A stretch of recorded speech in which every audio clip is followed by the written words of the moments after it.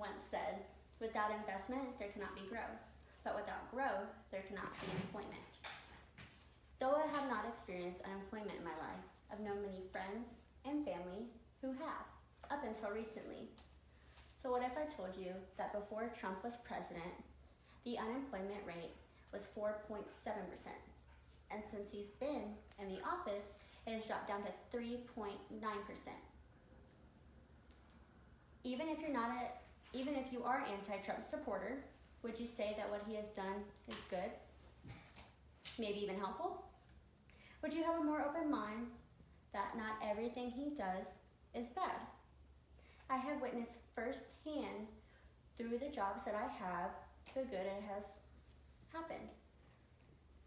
Did you know that the number of job openings has surpassed the number of unemployed looking for jobs? Since then, Trump's job has created many altercations across the United States. So in my speech, I want to discuss the unemployment rate and how it has helped many people. I want to look at a better perception at the anti-Trump supporters in hopes to give them a more open mind towards Trump's presidency. So let's go ahead and take a look at the unemployment rate and how it has helped many people. Since the beginning of his presidency, the outlook on jobs and the unemployment rate have begun to look up. According to Jackson Brainerd, in February 2019, President Donald Trump has created around 20,000 jobs from business services to whole trade, concluding to a total of 4.6 million jobs. This has occurred since he's been sworn in and is still occurring today. As I reported earlier, the decrease in the unemployment rate dropped to 3.9% due to the jobs that he has created. And because of this, many job opportunities have opened up in various locations. As you may notice, though we are looking up at the brighter side, it doesn't always seem to matter to people. Many jobs have been created, the unemployment rate has dropped, and we have shown you the improvements. So let's go ahead and take a look at the disrespect, no matter the good. According to Taylor Swift, don't share same opinion, but we need to be respectful. I'm a firm believer in the First Amendment, freedom of press, religion, speech, and so on. Though you don't need to be disrespectful to say what you need to say. For many people, social media has become a way to backlash on somebody.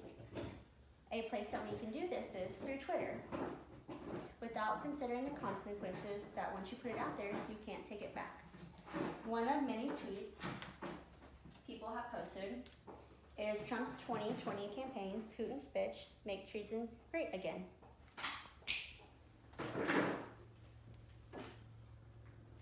Despite all the hatred, we still can have an open mind. One way to look at the hatred that people put out there is that it's not hidden for Trump. So let's discuss the brighter side and look at a more open mind. According to George Bernard Shaw, progress is impossible without change, but those who cannot change their mind cannot change anything. For our country to improve, change is going to happen, whether we want it to or not. Throughout history it has happened, and it's going to continue to happen every single day. Just because we don't like a certain person doesn't mean we can't be respectful. Just like our friendships, we like them, but we don't like every decision they make, but we still are respectful towards them. Though respect does not seem to matter, something that we should do for the president is to treat him with respect. I say this because our country deals with different things every day, like different laws, different leaders, but for us to improve, we have to deal with that change. Coming to the end of my speech, I hope we see how the unemployment rate decreasing has helped many people, and two, for the anti-Trump supporters to have a more open mind towards his presidency. Throughout the speech, I have covered how Trump has helped the unemployment rate, created more jobs. I've covered the disrespect towards the presidency and looking at an open mind to his change. So next time you hear Trump speak, try looking at it with a more open mind and actually listening to what he has to say and see how it could help our country. You never know what you might like.